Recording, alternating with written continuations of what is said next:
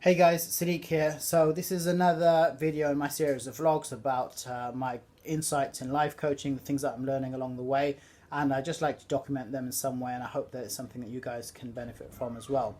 So today what I'd like to speak about is what we call the power of the subconscious mind. Now, this is something that's spoken about a lot in self-development, about unlocking the power of the subconscious mind. It sounds great and amazing, but a lot of people don't really appreciate exactly what it involves.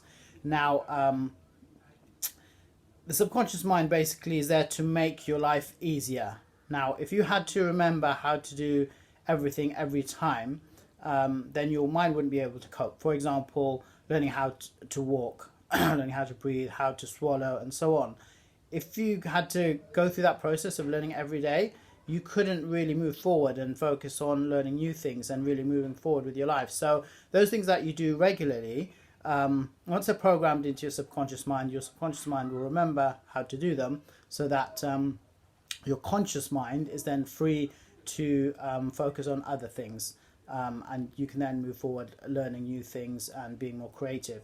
Now, one of those examples is learning how to walk. So as children, we grow up as toddlers, we go through the process of learning how to walk. It's not something straightforward, it takes a lot of time, and we have to keep practicing. And if you watch little kids, they keep on falling over, getting up, falling over, and so on. But eventually we learn that process, and it just becomes embedded in our mind. And most of us don't really think about how to walk, because it's something that's ingrained in us.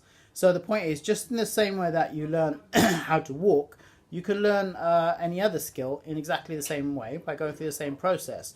If you do it repeatedly and you focus on it repeatedly, then you're basically sending a message to your subconscious mind that something that's important to you, and you want to keep on doing regularly, and this is your subconscious mind will then remember it. It can take patience to instill that muscle memory and the new neural pathways, but over time, if you do keep on with it, then your subconscious mind will reflect that back to you to help you out, because it's something that you're going to need regularly. Now, one analogy I like to use is a lot of us use computers or smartphones or other devices nowadays, and each of those has a certain amount of hard drive where you can save programs and applications. Now, it may take some time for you to save a new program or application, but once it's saved on there, it's available for you to use at any time. And many of the programs and applications that we use, they'll keep on working in the background and doing what they need to do, and then we're free to just focus on something else. So again, I think that's a good analogy for the subconscious mind. We have that free hard drive space in our subconscious mind, and we can keep on putting in new programs in there, and it will keep on remembering them. I think as adults we tend to underuse our subconscious mind and not appreciate how much we can keep on programming into there, and how much that will continue to benefit us. I think as children, we tend to be very thirsty to learn new things, and constantly we just learn really quickly. And I think a lot of people have this frame of mind that as adults we can't do that. We can, it's just that we tend to get quite set in our ways of how we go about things.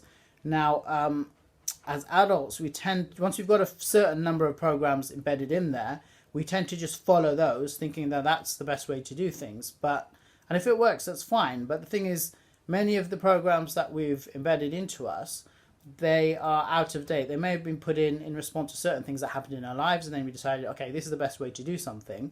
But sort of 5-10 years time, that may not still be the best way to do it. Maybe that needs to be revisited.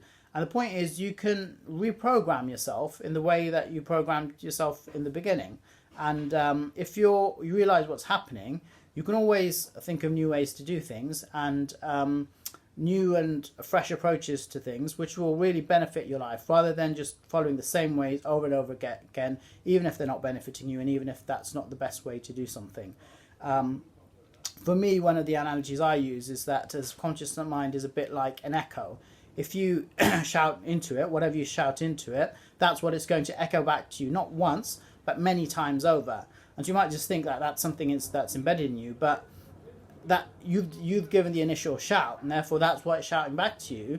It's really just responding to what you're putting into it. Your subconscious mind is not going to judge you whether or not what you're asking it to do is good or bad or morally worthwhile. It's simply going to respond to what you put into it. So it's up to you how you choose to program it and what you focus on. That's what you're going to get back. Another analogy I like to use is putting in a Google search. If you put in a Google search, when you look at your homepage, the things that you've been searching for, those sort of things and link things are going to come up on your homepage, because Google is responding to what you're putting into it, thinking that those are things that you're interested in. But you can change that programming. If you put in new searches over a long period of time, then what comes up in your homepage is going to change, because Google now realizes that there's different things that you're interested in, and therefore it's going to bring back those things. Your subconscious mind works in the same way. So if you want to change your programming, just put in new searches, and if you do that regularly over time, that's what's going to come back to you.